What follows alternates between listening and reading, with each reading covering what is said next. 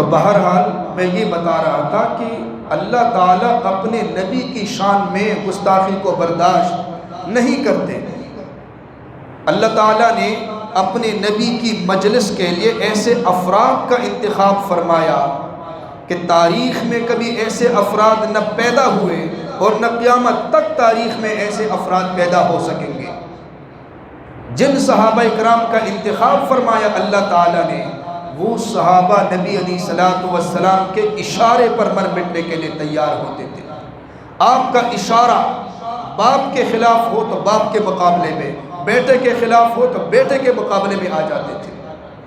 اتنی زیادہ محبت، سب سے زیادہ دلوں کے اندر نبی علیہ الصلوۃ والسلام کی محبت تھی۔ ایک ایک صحابی کے دل کے اندر کتنی زیادہ محبت تھی۔ اب دیکھیں، ایک آدمی ہے، وہ نبی علیہ الصلوۃ والسلام کی شان میں گستاخی کرتا ہے۔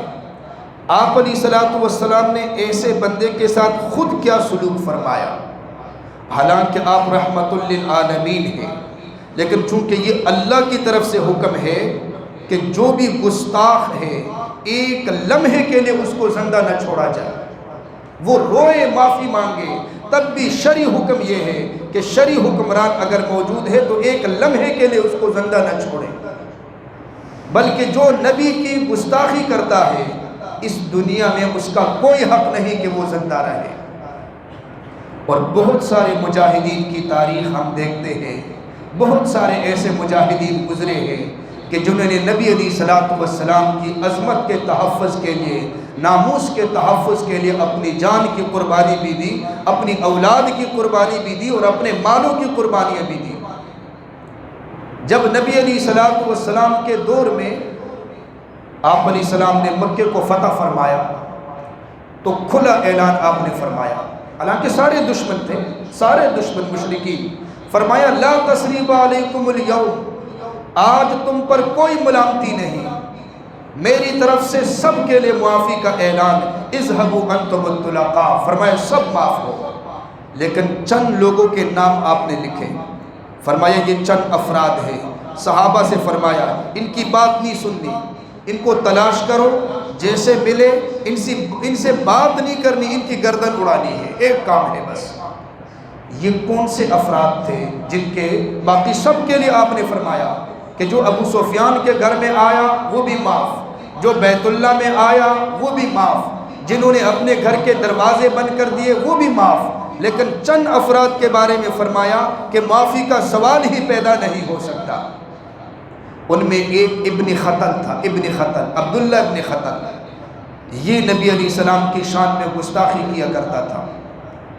یہ دوڑتا ہوا آیا، بیت اللہ میں داخل ہوا، اندر جا کر پردوں کے ساتھ لپٹ گیا اور پردوں میں چھپ گیا اور روتا رہا، معافی مانگتا رہا، چیختا رہا۔ ایک صحابی نبی علیہ السلام کی خدمت میں آئے، کہنے لگے یا رسول اللہ هو متعلق باستار الکعبہ، یا رسول اللہ وہ تو کعبے کے پردوں میں چھپ گیا، اب ہم کیا کریں؟ وہ چیخ رہا ہے، چلا رہا ہے۔ فرمایا اسے تلاش کرو اور کعبے کے اندر، بیت اللہ کے اندر ہی اسے قتل کر دو۔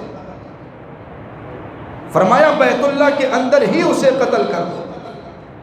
ایک اور شخص ہے کعب بن اشرف، اس نے بھی نبی علیہ السلام کی شان میں گستاخی کی۔ صحابہ بیٹھے ہوئے تھے، آپ نے صحابہ سے فرمایا کہ فلاں بندے نے گستاخی کی ہے، تو صحابہ کی تلواریں نیام سے نکلی، عرض کرنے لگے یا رسول اللہ آپ اشارہ فرما دیجئے، تعیین فرمائیے۔ آپ نے دو صحابہ سے فرمایا کہ تم کھڑے ہو جاؤ اور جلدی جاؤ۔ وہ دو صحابہ سیدھے گئے، کعب بن اشرف کی گردن اڑا کر، ان کا سر اٹھا کر نبی علیہ السلام کے قدموں میں ڈال دی۔ صحابہ نے تو گستاخی رسول کا یہ حشر کیا ہے۔ یہ تو بڑی بات ہوتی ہے گستاخی۔ حضرت عمر رضی اللہ کے پاس جب ایک منافق آیا تو صرف اتنی بات اس نے کہی منافق نے کہ نبی علیہ السلام فیصلہ کر چکے ہیں، لیکن ہم چاہتے ہیں کہ عمر آپ بھی فیصلہ کریں۔ حضرت عمر کو بڑی تکلیف ہوئی، فرمایا کہ اللہ کے نبی فیصلہ کر چکے ہیں اور پھر بھی یہ بندہ شک کرتا ہے، اس سے بڑی تکلیف ہو گئی۔ گھر کے اندر تشریف لے آئے اور وہاں سے تلوار اٹھا کر واپس آئے، اس منافق کی گردن اڑائی، فرمایا کہ نبی کے فیصلے کے بعد عمر کا فیصلہ یہ ہوگا۔ صحابہ تو جہاں نافرمانی، جہاں پر گستاخی کا ایک احتمال ہوتا تھا، گستاخی نہیں ہوتی تھی، گستاخی کا احتمال ہوتا تھا، اس کو بھی برداشت نہیں کرتے تھے۔ یہ تو کھلے عام گستاخی ہے، اور گستاخ رسول کو وہ کیفر کردار تک پہنچایا کرتے تھے۔ آج بھی مسلمانوں کے اندر ایسا ہی جذبہ ہونا چاہیے جیسے صحابہ کا جذبہ تھا۔ ہر مسلمان کے دل کے اندر نبی علیہ السلام کی ایسی ہی محبت تمام محبتوں سے زیادہ ہونی چاہیے۔ یہ کردار تب ادا کیا جا سکے گا کہ جب انسان مسلمان کے دل کے اندر سب سے زیادہ نبی علیہ السلام کی محبت ہوگی۔ اب یہ تو ظاہر بات ہے، گستاخ رسول کو سزا دینا، قتل کرنا، یہ تو اسلامی حکومت کا جو حکمران ہوگا اس کا کام ہے، لیکن ہم یہ تو کر سکتے ہیں کہ اپنے نبی کی ایک ایک سنت کو زندہ کریں۔ اتنی قربانی تو دے سکتے ہیں نا، سنت کے مطابق عمل کریں، نبی علیہ السلام کی سنت کو عام کریں، لوگوں کو بھی بتائیں۔ یہ بھی محبت کی ایک دلیل ہے کہ ایک آدمی کا اٹھنا بیٹھنا، کھانا پینا، موت، رشتہ اور شادی وغیرہ سب شریعت کے مطابق ہو، سنت کے مطابق ہو۔ اس کا مطلب کہ یہ بندہ ایسا ہے جس کے دل میں نبی علیہ السلام کی محبت ہے۔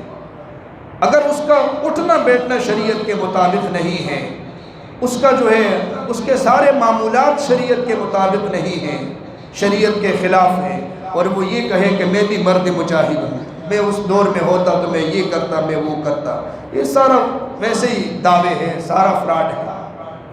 پہلے ہم اپنی گریبان میں یہ دیکھیں کہ ہم نبی علیہ السلام کی تعلیمات پر عمل کرنے والے کتنے ہیں۔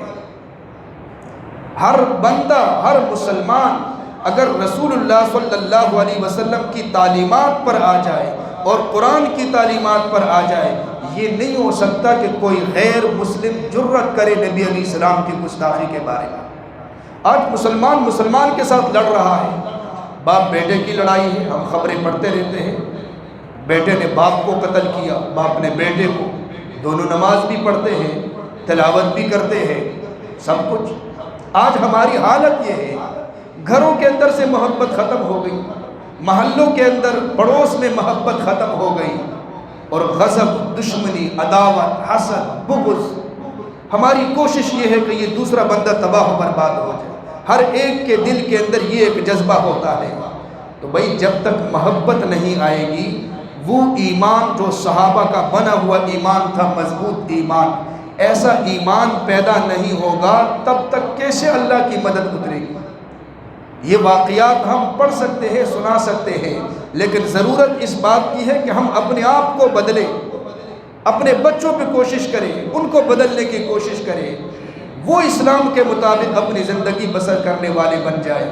اللہ تبارک و تعالی ہمیں عمل کرنے کے لیے